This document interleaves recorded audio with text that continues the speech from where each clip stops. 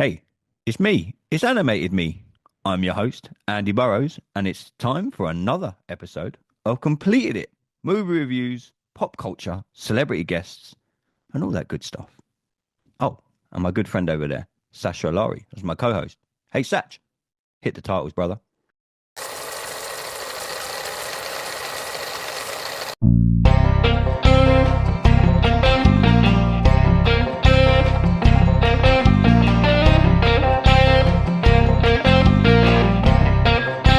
Hello and welcome to Completed It. And I am not your host, Andy Burrows.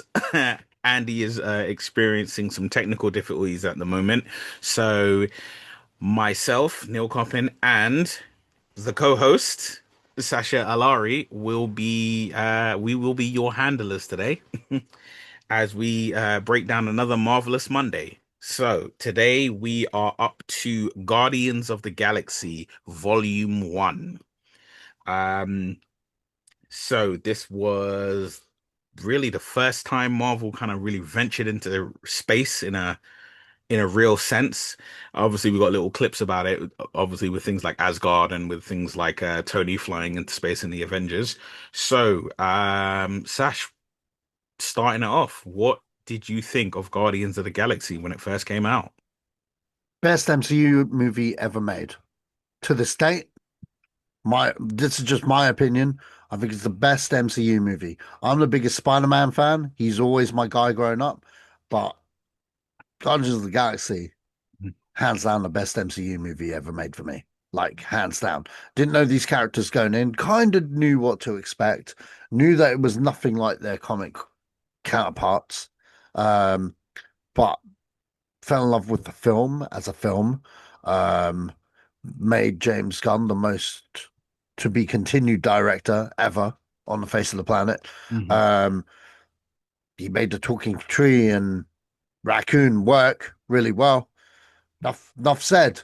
Hmm. That enough said. Just literally, for me, if a film makes you cry and laugh at the same time, it's usually top 10 of the year instantly.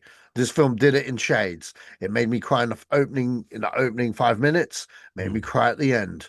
Fuck you, James. Fuck you, James Gunn. You know what I mean? It's just it's that good. It's a masterpiece as far as I'm concerned. I Hmm. mean, if there was only ever one Guardians of the Galaxy movie, this could have been it, and it would have been great if there was only one. Not that the other ones are bad. I like the trilogy, Yeah. but I think it's the one of the best trilogies Marvel have done. But this first film is the best film they've ever done, and I don't think they've ever touched this Hmm. myself as a film, as a singular film. If I'm just talking about films and not comic books and Yeah. stuff, that yeah, this is a film. You know what I mean? It's not a Marvel movie, not your typical Marvel movie. There are a handful of these Marvel movies where it's a film. Iron Man is a film. Guardians is a film. Fantastic Four was a film. You know what I mean? Yeah. But yeah, Guardians of the Galaxy, the GOAT, the greatest there is.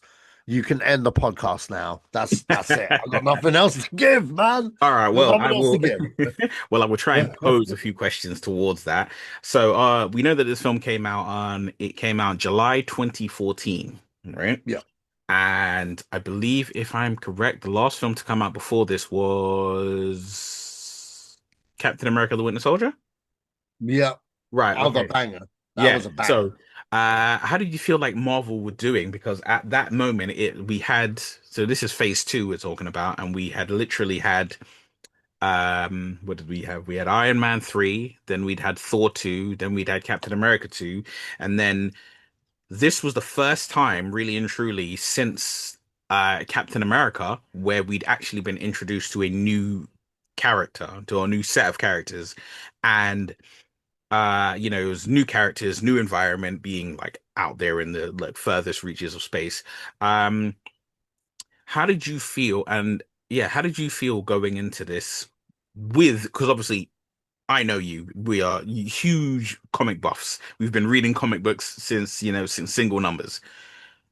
how did you feel going into this film not having the standard kind of the standard knowledge that you go into any film with, because it's like we walk into any film, we walk into a Fantastic Four film, we know what's going, we know who everyone is, we get every reference. How did you feel going in, not You know, being in that position? so you know what? You know what? The first introduction was the first teaser trailer. Mhm. Sold on Hooked on a Feeling.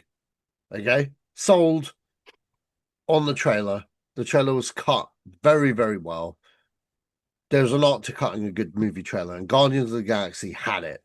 Mhm. It introduced the tone of the movie, it introduced the tone of what Gunn was going for. Mhm. You knew music was going to play a big part of the film going in anyway, but whether that was trailer music or the actual film, it was just too good to not have that music in, if Right. that makes sense. Mhm. And I was like, wow, not since Tarantino have you had a blend of music and you know Mhm. what I mean?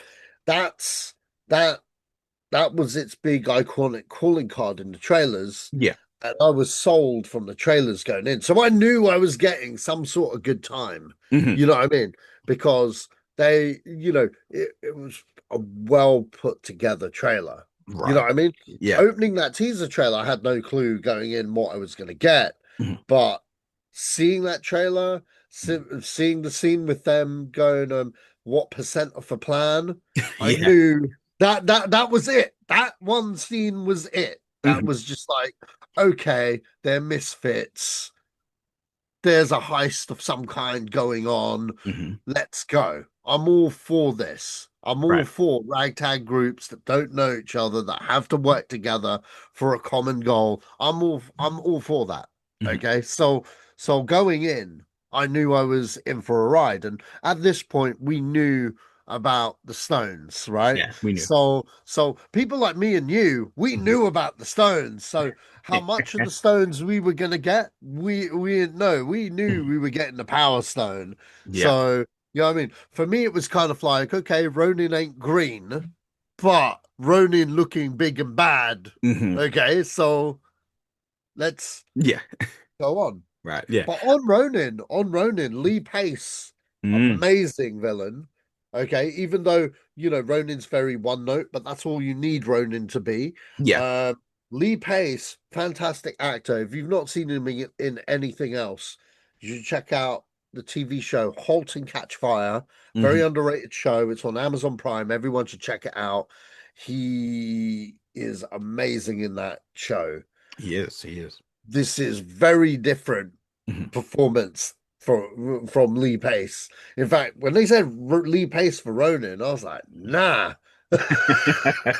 Because I know who Ronin is. You know what I mean? I didn't know who the Mhm. Guardians were, but I knew who Ronin was. Yeah. And I was like, nah, he can't be. And then when I saw him, I was like, okay, he's not green, but let's see what he's like. And then when I see him in the Yeah. movie, when I see him in the movie with the voice, I was like, yo, dude's going all fucking the Kurgan on people's Mm. asses, man. You know?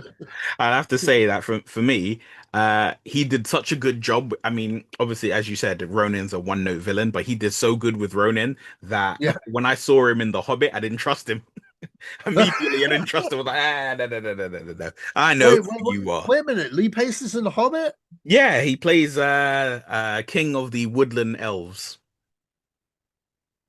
Oh Yeah, yeah. yeah. Now As you soon as said it. I saw Yeah, him, I was like, okay. I don't trust you, right? Okay. Right. Yeah.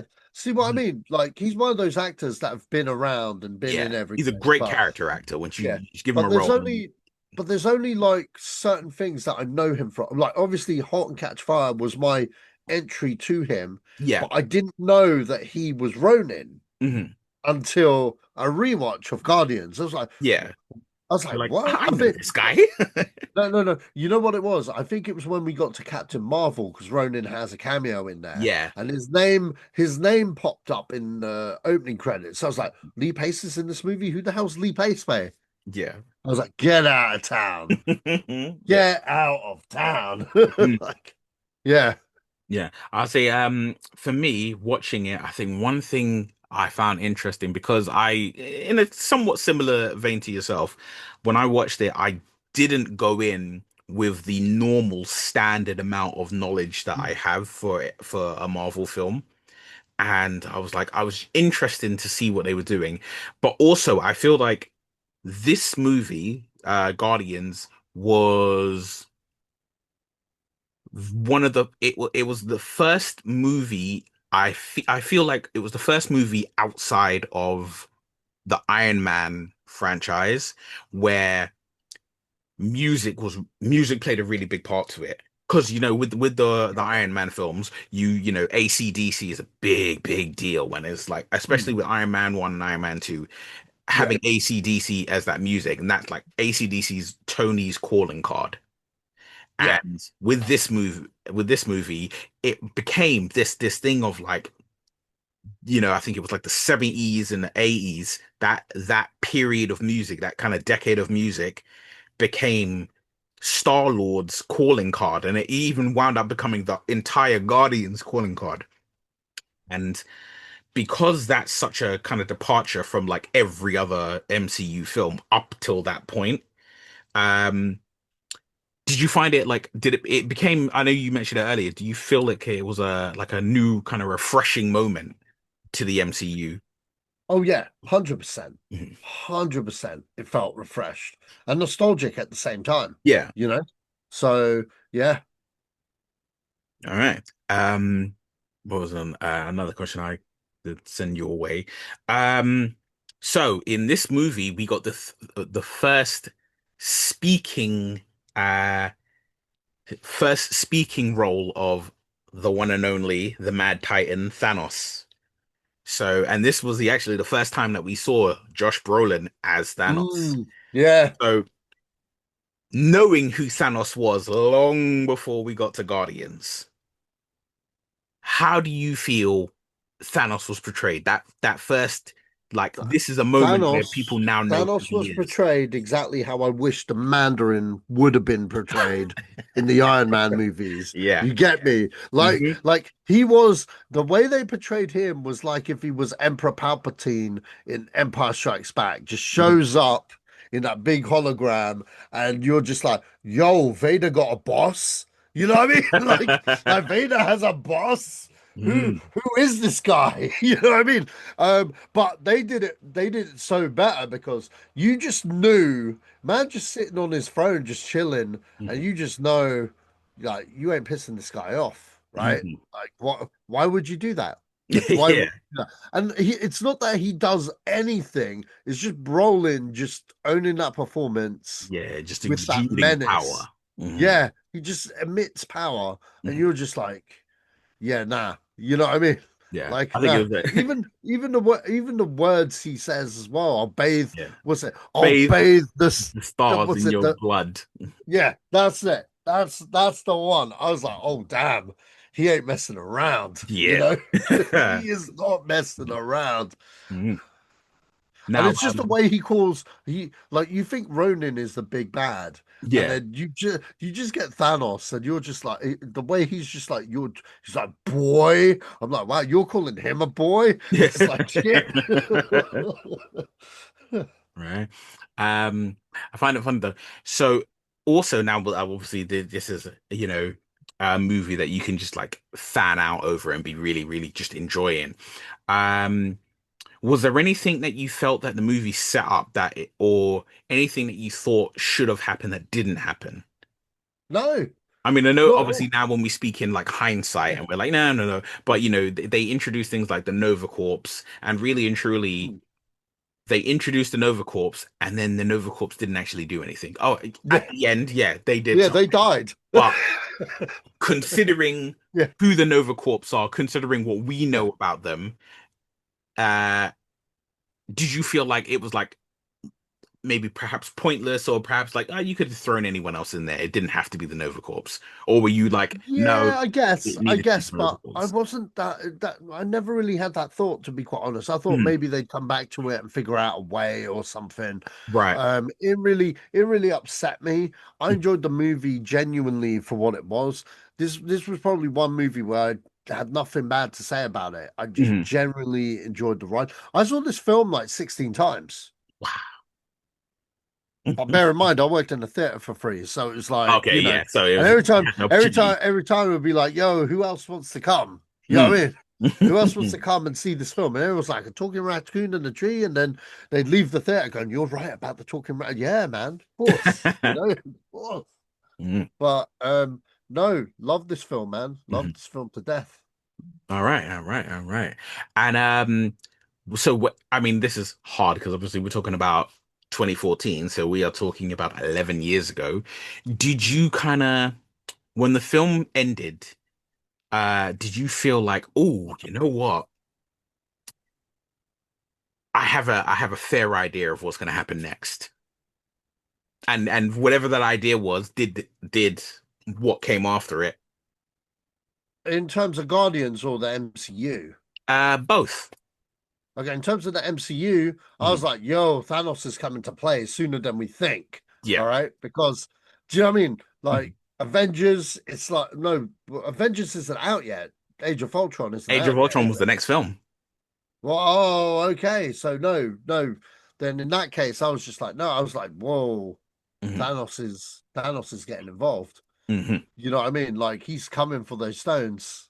You know what I mean? That's all I got from that. Just Hmm. he's coming for these stones at some point. It's gonna be Yeah. hell, you know. It- So but in terms of Guardians, I had no clue because, I think the run of comics I read with them before going into a movie, Iron Man was like part of the team, Mhm. and like they were having a fight with the Shi'ar Empire. So I knew Oh, the this is when Shi you had if Gladiator and things anything, involved. if anything, I was kind of hoping Gladiator would show up.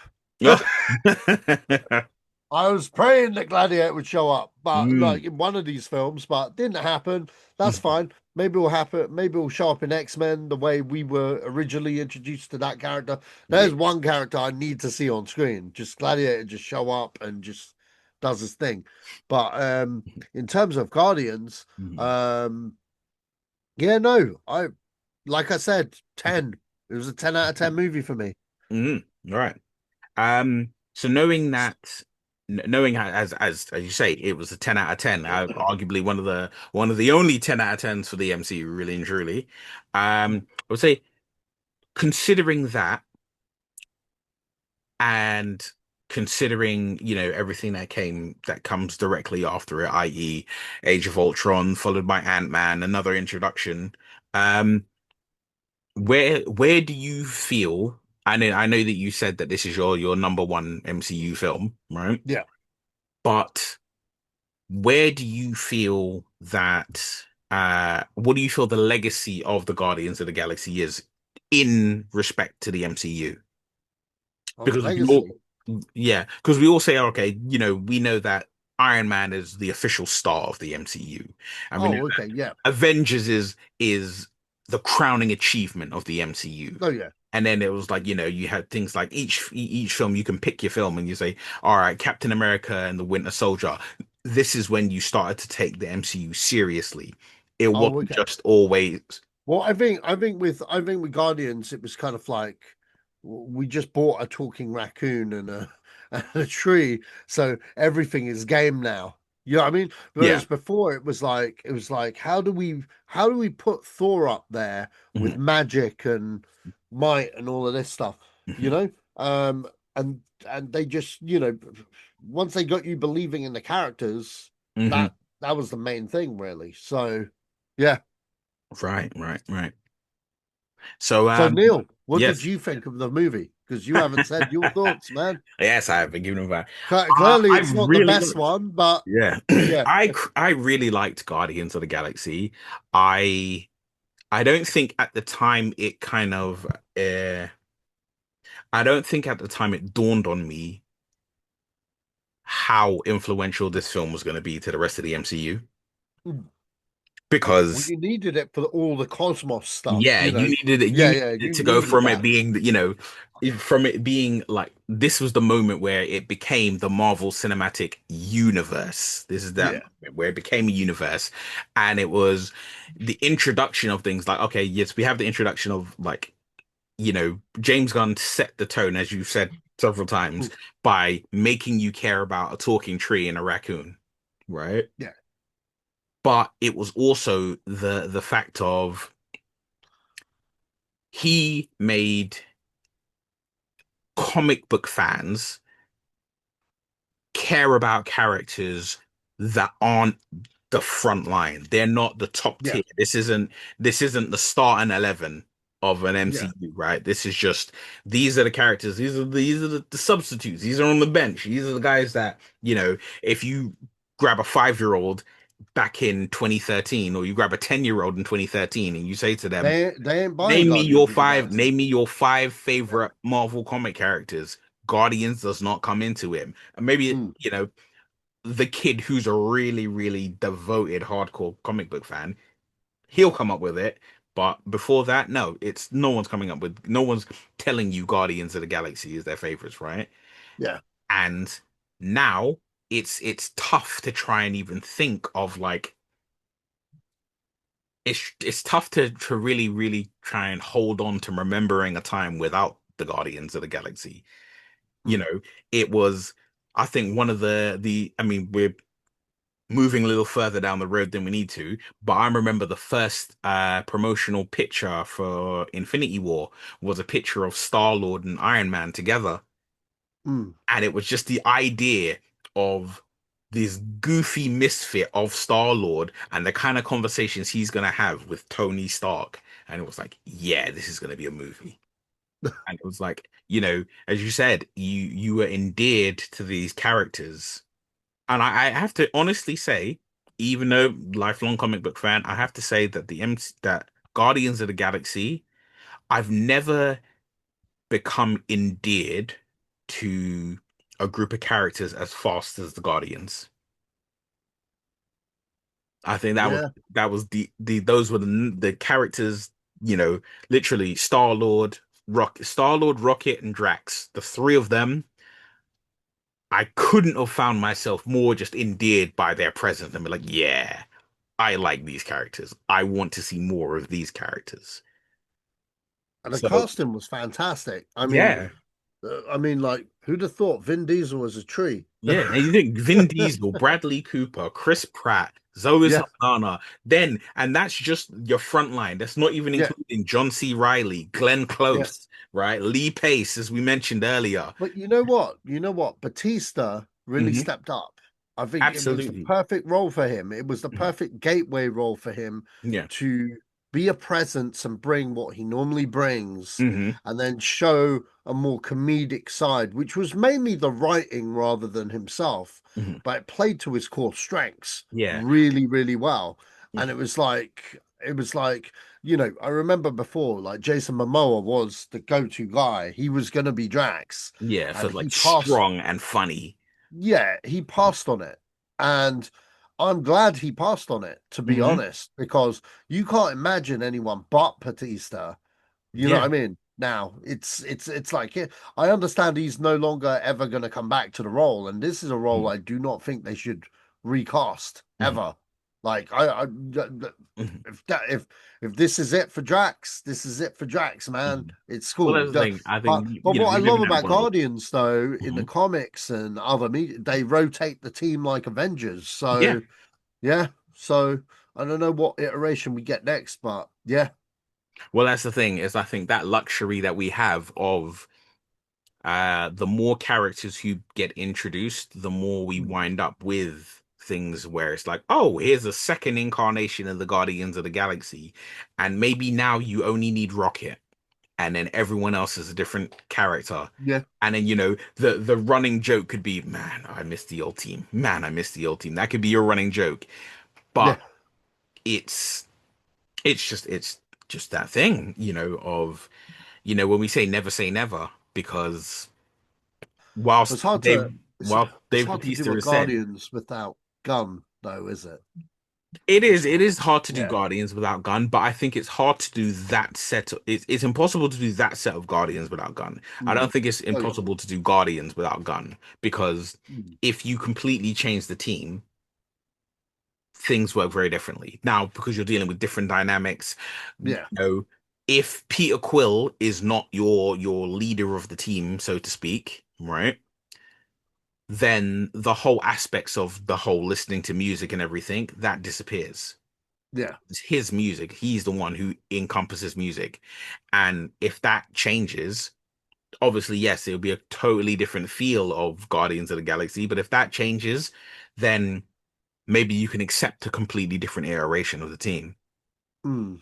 But I personally, I think it should be a very long time before we see a Guardians of Yeah. the Galaxy or in any kind of in any incarnation. Right. I'm trying to think if there's any other questions I could possibly ask you about this film. I don't actually think there is. I think that was as lightning fast as this episode has been. I think we really kind of covered it because Guardians of the Galaxy Volume 1 is one of the few MCU films where there's nothing wrong. There's nothing where you can really pinpoint and be like, I don't like that. I don't Yeah. like that. Or this didn't really do anything that it was supposed to. I think it covers all bases. It introduced you to a new set of characters and made you like really feel about them and really care about them. It introduced you to a new area of the MCU that you'd never experienced before. That's two. It with the introduction of Thanos, it set up the things that were to come, you know. It I mean, I don't think it failed on any level, right? Hell, it made me go back and listen to some of those old songs again. Yeah. Mhm. Yeah. That's right. Yeah. Banging soundtrack. Mhm. Just trying to think. Mhm. Yeah. No. Guardians 2. Kurt Russell comes in. Mm. Yeah, Yeah. I mean well that's one thing is it left you with not plot threads but it left you with like things to come. The Yeah. idea of Like who his dad was and yeah, stuff. How he was able to hold I was able to the hold the Power yeah, Stone. Power Yeah, Stone. Yeah. because I think one thing that we didn't mention when we were talking about how the cast was Michael Rooker. My gosh, Yondu, Yondu, Yondu, gotta be the MVP of the film, Oh yeah. right? Well, it's all about the flute Yeah, thing. that Yeah. whistling, That whistling. whistling arrow, and it was Yeah. like, Done. yeah, and we, we'll get to it when we get to Guardians Volume 2 about I'm Mary Poppins, y'all. Right? We'll get to that. But yeah, I mean, Michael Rooker, And you had cameos. You had all kinds of cameos. Howard the Duck. Who'd have How thought that? how That was was that that? was that was one I didn't see coming. You had what's the dog's name? I can't remember the name of the dog. Astro. Astro the dog. Astro the You dog. know, you had even Benicio del Toro as the collector, Mm. right? So yeah, this film went out of its way and it introduced you to things that unless you're one of us, you really didn't know how important these things were going to be. And I think Yeah. that is another one of the feathers in Guardians' cap is it introduced you to all of this new stuff that you were going to care about, but then it introduced you to things that you had no idea how important they were going to become. Mhm. Right. Well, on that note, uh, this has been Marvelous Monday for Completed It podcast. You will find us on YouTube. If you really want to talk to us, you will find us on X at Completed It. It has been a short episode. You will find that on the next episode, Andy will be back. He's had technical difficulties and he will return, and you will not have to listen to me yammering on and on and on. But I have been your substitute host, and Sasha has been the official co-host as normal. And on that note, as Andy would say, stay safe.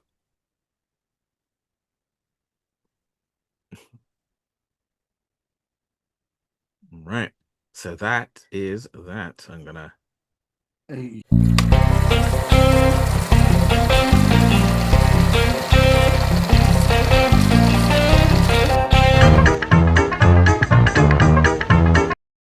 Feeling overwhelmed by the challenges of daily life?